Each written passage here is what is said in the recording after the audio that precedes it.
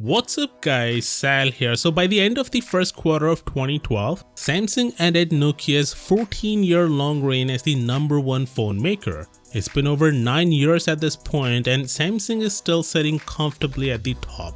But according to new sales data, Samsung should be a little cautious, otherwise they might lose their crown. According to the latest numbers from market research firm Canalys for the second quarter of 2021, Samsung retains the #1 spot with a market share of 19% with a 15% year-over-year growth, which means that the company's overall smartphone business was better than last year. Their Galaxy A and M series sold really well. Also, the S21 lineup sold better than the S20 lineup. The second place no longer belongs to Apple. Xiaomi takes second place and it has managed to claim 17% of the global smartphone market, just 2% less than Samsung. Xiaomi achieved the highest growth as well with 85% year-over-year. And this is alarming to Samsung's dominance because if Xiaomi keeps pulling numbers like this, then who knows, maybe they could overtake Samsung within a year to become the biggest smartphone maker. The reason Xiaomi is seeing this growth is due to them selling dirt cheap Redmi phones in markets like Africa, Latin America, and Western Europe.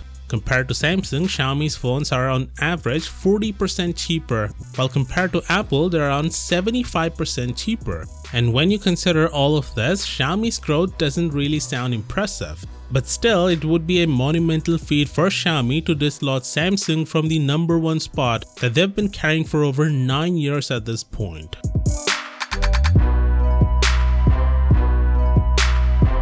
You read that right, Apple is threatening to leave the UK market altogether. Here's why. You see, Optus Wireless Technology is a company that owns some patents relating to 3G and 4G LTE technologies. They asked Apple in court to pay a licensing fee worth $7 billion for using their technologies in its products. Apple refused, saying that there are standard essential patents, and this Optus company is a patent troll.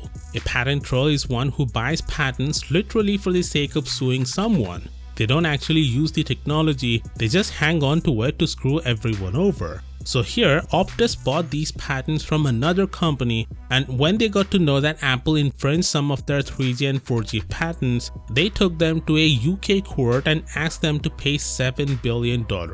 The High Court judge ruled that Apple in fact infringed upon 2 Optus patents that help iPhones connect to 3G and 4G networks, and in 2022 Apple will face a trial to decide how much it has to pay Optus for infringing on its patents. But the judge said during a hearing that Apple might be disappointed by the rate the court has set. In response, Apple's lawyer said that the terms that are set by the court are just commercially unacceptable, and if they are forced to pay this money, then it wouldn't make sense for them to keep their operations in the UK, and that they will stop selling iPhones in the United Kingdom altogether. I'm not an Apple fan, but I totally support Apple here because the patent trolls are hurting the innovation not just in tech but in all sectors. You see, the more R&D a firm performs, the more likely it is to be sued for patent infringement by these trolls. This costs innovators money, it significantly impacts their businesses, and they respond by investing less in R&D.